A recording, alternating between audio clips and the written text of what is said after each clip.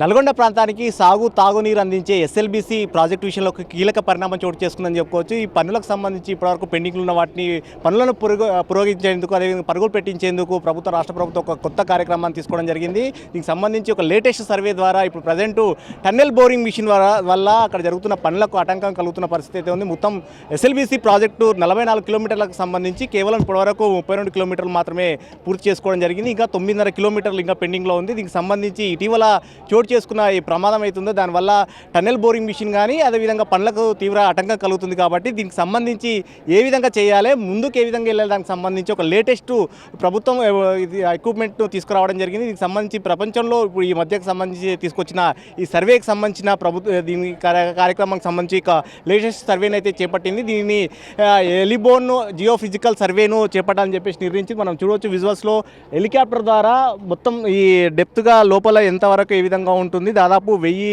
మీటర్ల వరకు ఏ విధంగా ఉంటుంది అనే దానికి సంబంధించి మొత్తం సాయిల్ టెస్ట్ కూడా చేయబోతున్నారు. ఈ సాయిల్ టెస్ట్ చేసిన తర్వాత మొత్తం ఏ విధంగా ఉంటుంది, ఏ విధంగా ముందుకెళ్ళాలని సంబంధించి కూడా దీన్ని పనులకు సంబంధించి కూడా ముందుకెళ్ళాలని కూడా చూస్తుంది. అయితే ఈ పనుల విషయంలో ఏ విధంగా అయితే జరుగుతున్న ఆటంకాలు ఉంటున్నాయో, ముఖ్యంగా సాయిల్ టెస్ట్ కానీ లోపల వాటర్కి సంబంధించి కానీ ఇప్పుడు మొన్న టన్నెల్కి సంబంధించి చూసినట్లయితే కనుక లూజ్ ట్రయల్ ఉండడం వల్ల ఒకసారిగా కుప్పగులిన పరిస్థితి. దీనివల్ల దాదాపు 8 మంది కార్మికులు కానీ అధికారులు కానీ చనిపోయిన పరిస్థితి ఉంది. కాబట్టి ఈ పరిస్థితిని అధిగమించేందుకు కూడా ఈ లేటెస్ట్ సర్వేని అయితే తీసుకురావడం జరిగింది. ఈ విధంగా మొత్తం భూమి పొరలకు సంబంధించి ఏ విధంగా ఉంటుందో ఈ ఎల్బోర్న్ జియోఫిజికల్ సర్వే ద్వారా మొత్తం లోపల వరకు కూడా ఏ విధంగా ఉంటుందో, లోపల వాటర్కి సంబంధించిన కానీ కంటెంట్స్ ఏ విధంగా ఉంటే వాటిని అన్నింటినీ డెప్త్గా స్టడీ చేయడం జరుగుతుంది. ఆ డెప్త్గా స్టడీ చేసిన తర్వాత మనం చూడవచ్చు హెలికాప్టర్ ద్వారా వచ్చిన వాటిని అన్నింటిని కూడా ఈ విధంగా మొత్తం 1 by 1 ఈ విధంగా అన్నింటిని కూడా మ్యాప్స్ ద్వారా అన్నింటిని కూడా దీన్ని స్టడీ చేయడం జరుగుతుంది. దీనికి సంబంధించి కూడా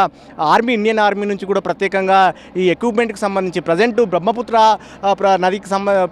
నది వద్ద టన్నెల్కి సంబంధించిన వర్క్స్ విషయంలో ఏ విధంగా టెక్నాలజీని వాడుతున్నారో అలాంటి లేటెస్ట్ టెక్నాలజీ కూడా తీసుకురావడం జరిగింది. ఇట్లా హెలికాప్టర్ ద్వారా మ్యాగ్నిమీటర్ అనేది ఉంటుంది. ఇక్కడ నుంచి మొత్తం దీని ద్వారా మొత్తం డయాగ్రామ్ ద్వారా మొత్తం పిక్చర్స్ కానీ లోపల 1000 అడుగుల వరకు కూడా ఏ విధంగా ఉంటుంది అనేది మొత్తం కూడా మ్యాపింగ్ కూడా చేస్తుంది. దాన్ని మ్యాపింగ్ చేసిన తర్వాత వీటిని అన్నింటిని కూడా ఒక పిక్చర్ అయితే తీసుకొచ్చిన తర్వాత ఏ విధంగా ముందుకెళ్ళాలి, దీనికి సంబంధించి పనులకు సంబంధించి ఎలాంటి టెక్నాలజీ వాడాలి, ఏ విధంగా ఇప్పుడు ప్రజెంట్ టన్నెల్ బోరింగ్ మిషన్ అందులో ఇరుక్కోవడం జరిగింది. కాబట్టి టన్నెల్ బోరింగ్ విషయంలో కాకుండా ఇంకేమైనా ఆల్టర్నేట్ చేయొచ్చా అనే దానిపైన కూడా ప్రభుత్వం అయితే దీనిపైన పూర్తి స్థాయిలో ఫోకస్ పెట్టింది.